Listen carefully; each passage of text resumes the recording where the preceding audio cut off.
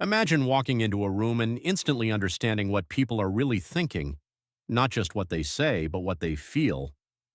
That's the promise of How to Read People. Like a book by James W. Williams, a practical guide to decoding human behavior and connecting more deeply with others. Let's break it down together. Section 1. People are always communicating.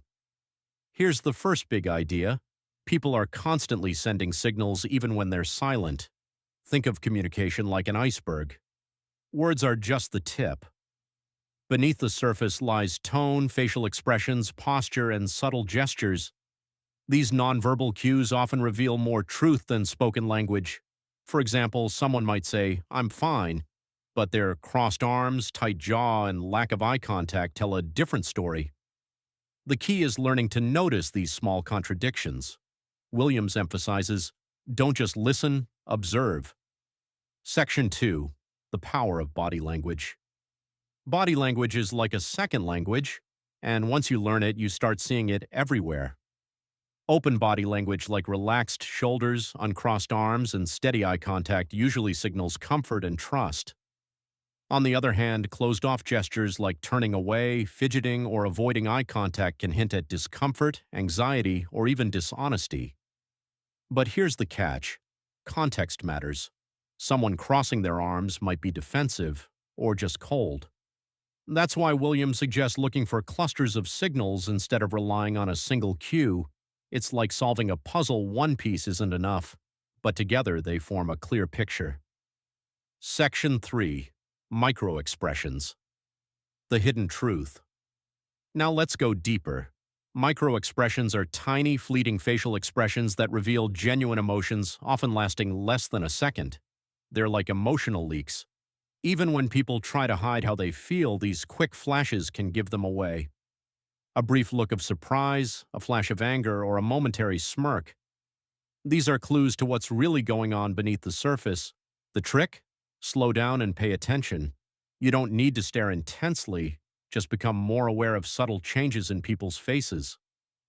Section 4. Understanding personality and patterns. Not everyone communicates the same way. Some people are naturally expressive. Their emotions are easy to read. Others are more reserved, making their signals harder to detect. Williams encourages you to look for patterns. How does this person usually behave? What's normal for them? It's like learning someone's baseline. Once you know it, any deviation becomes meaningful. For instance, if a typically confident person suddenly becomes quiet and avoids eye contact, something is likely off. Section 5. Building better connections. Reading people isn't about manipulation, it's about understanding. When you can recognize how someone feels, you can respond with empathy.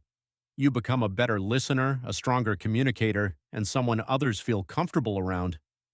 It's like having emotional radar. You pick up on signals and adjust your approach accordingly. For example, if you notice someone is nervous, you might soften your tone or give them more space. Small adjustments like these can make a big difference. Final thoughts. Becoming more aware. So, what's the core message of this book? People are always telling you who they are not just through words, but through behavior, expressions, and energy. Your job is simply to notice. Start small. Pay attention to body language. Watch for inconsistencies. Look for patterns. And most importantly, stay curious. Because the better you understand others, the better you connect with them. And in the end, that's what truly matters. Closing. Calm, reflective tone. Reading people isn't a trick, it's a skill. And like any skill, the more you practice, the sharper it becomes. So the next time you're in a conversation, don't just hear the words. Read the story behind them.